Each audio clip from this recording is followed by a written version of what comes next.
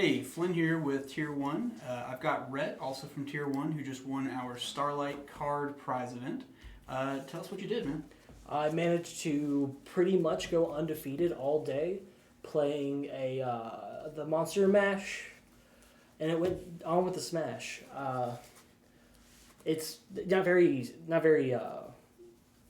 different, pretty standard. I have 3 copies of Soul Piercer, 3 more copies of Soul Piercer, and then surprisingly enough, 3 copies of Soul Piercer. They all do the same thing. This is the Rhoda. This is Search for Soul Piercer, pretty much. And Soul Piercer is the not once per turn searcher of any Superheavy Samurai card. All 1 card starters to make an unbeatable board. And they all pretty much get me to the same specific monster, which is 3 copies of Wakashi. It is the best kind of support that this deck could have ever asked for. It does so much, actually. It completes pendulum scales, gives you a tuner to, just synchro climb with. It's crazy. And to pair with it, it's 2 Binky. Play 2, sided 1 out every game, but you need to because every time you zoo swipe, you need to have a second one for the follow-up. I played the one-ofs, 1 copy of Spy, 1 Soul Gaia Booster, 1 Scales, 1 Peacemaker, 1 Ancient Gearbox, and 1 Infinitrack Tunneler. That searches that summons from deck, summons from grave, free specials. I see a lot of people not play this. I think a Pot of Avarice is still really good in combo. All performed insanely well. I sided out the Infinitrack and the Ancient Gearbox a lot because going second, you just really didn't want to see it. But when I saw it, it was great. Played 1 Kaiju and 1 Regulus. Searchable Kaiju is pretty good when you play against Purely.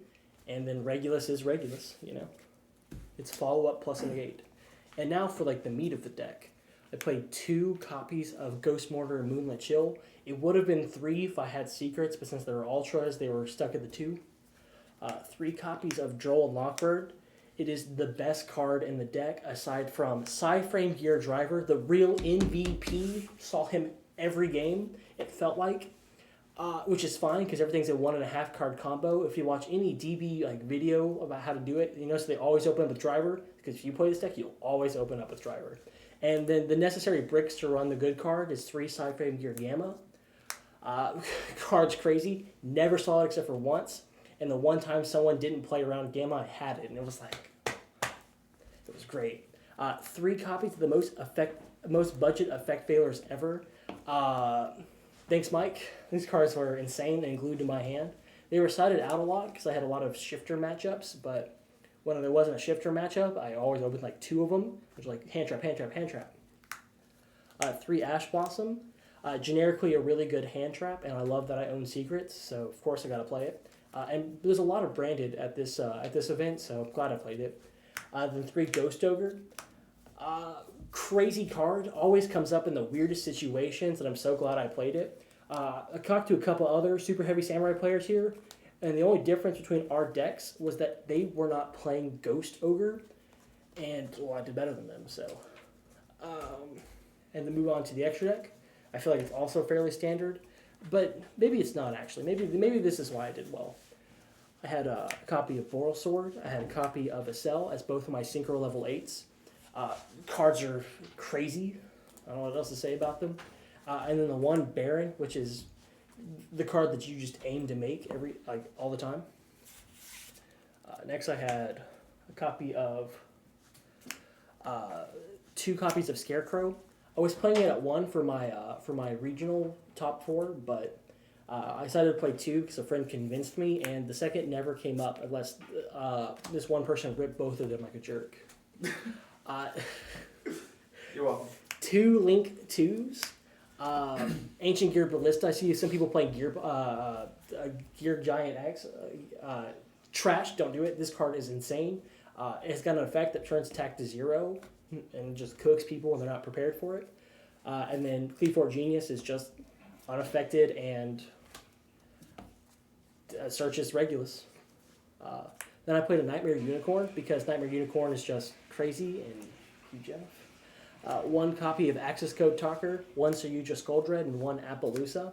I see a lot of people not playing Access Code Talker, but this deck can sit on a Baron and just manage its resources well enough to go for game very minimalistically and on a dime. Like if they give you an inch, you can take game. And Appaloosa for the going first inboard never went first, so never made Appaloosa. And then Zeus, Sargus, Merrymaker, and Babushka. Honestly, made these way more than I thought I would, because always went second. And everyone stopped and asked me, "What's Merrymaker do?" I don't know. Like never comes up. And that was it for the extra deck. 40 cards in main deck, 50 cards in extra, obviously. And then my side deck I felt like was fairly well tailored for the event. I had 3 copies of DD Crow. I see a lot of lists playing Bestials, but I personally just don't agree with it because it's not as versatile as DD Crow is right now. While it doesn't give you a body, I don't feel like that matters. I played 2 copies of Kaijus. I main deck one of them, so if I side deck 2 of them, I have a good shot of opening them.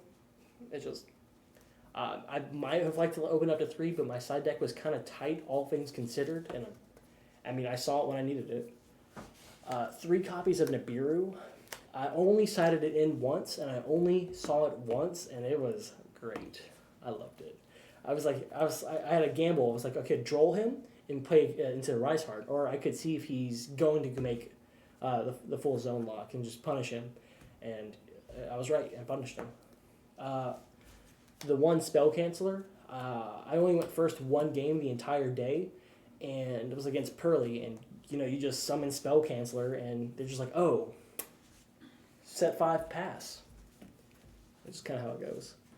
But back row, because I can't play through it, I played 3 copies of Archfiend Eccentric.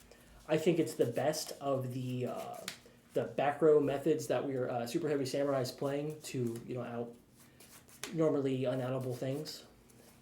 I think it's the best one because it's versatile, and if you need to pop a Rise Heart, you can normal summon it, pop a Rise Heart if you need to. And it's a continuous pop in the extra. When it's in the extra deck, you just keep pendulum, summon it back, and popping a card. I never sided it in. I had a lot of matchups that I think were too fast to justify playing it, but I'm not unhappy with it because there was a back row player here, and I would have been terrified to play against him. And then last was 3 copies of Prohibition, and sided in once, didn't see it. This card is crazy. You call droll, and then you win the duel. That's pretty much what it says. Everyone's like, what happens if it goes to graveyard? It doesn't. If it goes to graveyard, you did something wrong. All right, so overall, do you wish you had made any major changes to the deck list, or is there anything you would change at this point? Are you pretty happy with it? The deck performed better than I thought it would, especially after my locals at Knighthood games in Cookeville, Tennessee, cooked me with the exact same deck list I had. I got 4-0'd at the locals just to bring the same deck list here and do well. So I'd probably keep it the way it was. Fair enough. All right. Well, awesome deck profile. Shout out Dank Ritual for sponsoring Tier 1. Shout out Jeff for using the restroom in the middle of the video. Jeff. And shout out Super Insane. Alex, a good friend of mine. He's always good for good videos. Shout out to everyone at Knighthood Games. We got Tim, Matt, Ian, Jacob. Who am I missing? Oh yeah, Michael the Allison. Nick and Anakin. Thank you all of you guys for being good locals to test with. Awesome sauce. All right. Well, we'll catch you guys on the next one. Thanks.